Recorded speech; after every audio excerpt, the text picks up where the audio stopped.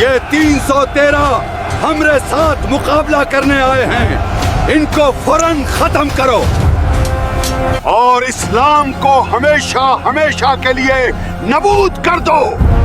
تصور کیجئے، صرف 313 تھکے ہوئے لوگ، کم اسلحہ، کم سواری اور سامنے 1000 سے زیادہ مسلح لشکر۔ کیا ایسی صورت میں کوئی جیت کا سوچ بھی سکتا ہے؟ پھر بھی اسی میدان میں ایک ایسی جیت ہوئی جس نے نہ صرف عرب کی سیاست بلکہ پوری انسانی تاریخ کا رخ بدل دیا۔ یہ کہانی ہے غزوہ بدر کی، ایمان، اسٹریٹجی اور الہی مدد کی جنگ۔ اور سب سے بڑا سوال، اگر یہ جنگ نہ ہوتی تو کیا اسلام کا سفر یہیں رک جاتا؟ ہجرت کے بعد مدینہ کا ماحول سخت تھا۔ مسلمانوں نے اپنے گھر، مال اور زمین سب چھوڑ دی تھی۔ مکے کے قریش نہ صرف دشمنی پر اتر آئے تھے بلکہ نئی اسلامی ریاست کو جڑ سے مٹا دینا چاہتے تھے۔ وہ شہر سے نکل گیا لیکن زیادہ دیر آزاد نہیں رہے گا۔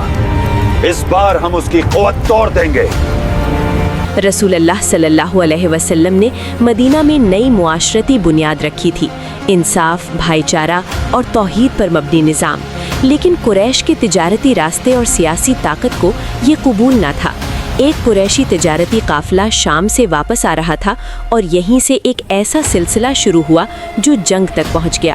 اور سوال یہ تھا کہ کیا یہ صرف قافلے کو روکنے کی کوشش تھی یا تقدیر کا بلاوا؟ رسول اللہ صلی اللہ علیہ وسلم نے مدینہ سے ایک چھوٹا سا گروپ تیار کیا۔ مقصد جنگ نہیں بلکہ قافلے کی نگرانی تھی۔ لیکن ابو سفیان کو خبر مل گئی۔ اس نے فوراً مکے پیغام بھیجا، اپنا مال بچاؤ۔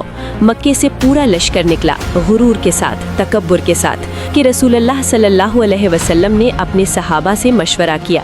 یہ لمحہ بہت اہم تھا۔ یہ جبری فیصلہ نہیں، مشورے پر مبنی قیادت تھی۔ میدان تھا بدر، مدینہ سے تقریباً 130 کلومیٹر دور۔ ریگستان، چھوٹے چھوٹے کنویں، ریت اور کھلا آسمان۔ مسلم لشکر 313 افراد، صرف 2 گھوڑے، 70 اونٹ جن پر لوگ باری باری سوار ہو رہے تھے۔ قریش 900 سے 1000 کے درمیان، زیادہ گھوڑے، زیادہ زرہ، زیادہ اسلحہ۔ میدان کا منظر کچھ یوں تھا، ایک طرف ظاہری طاقت، دوسری طرف یقین کی طاقت۔ روایات کے مطابق رسول اللہ صلی اللہ علیہ وسلم نے سب سے پہلے پانی کے کنووں پر قبضہ کرنے کی حکمت عملی اختیار کی۔ یہ ایک ٹیکٹیکل بریلینس تھی۔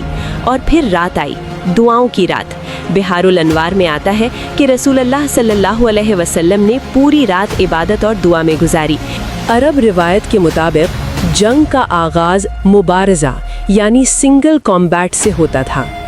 قریش کی طرف سے 3 بڑے سردار نکلے، عتبہ، شیبہ اور ولید۔ مسلم صف سے آگے بڑھے حضرت علی علیہ السلام، حضرت حمزہ رضی اللہ عنہ، عبیدہ ابن حارث رضی اللہ عنہ۔ تصور کیجئے وہ لمحہ، خاموشی، پھر تلواروں کی تکرار۔ روایات بیان کرتی ہیں کہ حضرت علی علیہ السلام نے ولید کو بہت جلدی گرا دیا۔ حضرت حمزہ رضی اللہ عنہ نے اپنے مقابل کو ختم کیا۔ جنگ پھیل گئی، دھول اٹھی، نعرے بلند ہوئے، تلواریں چمکیں۔ روایات میں آتا ہے کہ کئی صحابہ نے بعد میں کہا کہ کچھ ایسے غیر معمولی مددگار نظر آئے جو انسانی فوج کا حصہ نہیں لگتے تھے۔ جنگ کے درمیان ایک لمحہ آیا جب قریش کا مرکزی نظام ہلنے لگا۔ ان کے کچھ سردار گر چکے تھے۔ اسی لمحے نے تاریخ کا رخ بدل دیا۔ رسول اللہ صلی اللہ علیہ وسلم نے مٹی کی مٹھی اٹھائی، دشمن کی طرف پھینکی اور فرمایا، چہرے بگڑ جائیں۔ جنگ ختم ہوئی۔ قریش کے لگ بھگ 70 لوگ مارے گئے، 70 قید ہوئے۔ مسلم سائیڈ پر 14 شہید ہوئے۔ لیکن یہ صرف نمبرز نہیں تھے، یہ پاور بیلنس کا شفٹ تھا۔ تصور کیجئے، اگر بدر میں نتیجہ الٹا ہوتا تو آج دنیا کیسی ہوتی؟ یہ صرف ایک لڑائی نہیں تھی، یہ ایک ٹرننگ پوائنٹ تھا۔ اگلے ایپیسوڈ میں ہم دیکھیں گے جب قریش نے بدلہ لینے کی قسم کھائی اور میدان بنا احد۔ اگر آپ تاریخ کو اس سنیمیٹک انداز میں سمجھنا چاہتے ہیں تو اگلا واقعہ مس مت کیجیے۔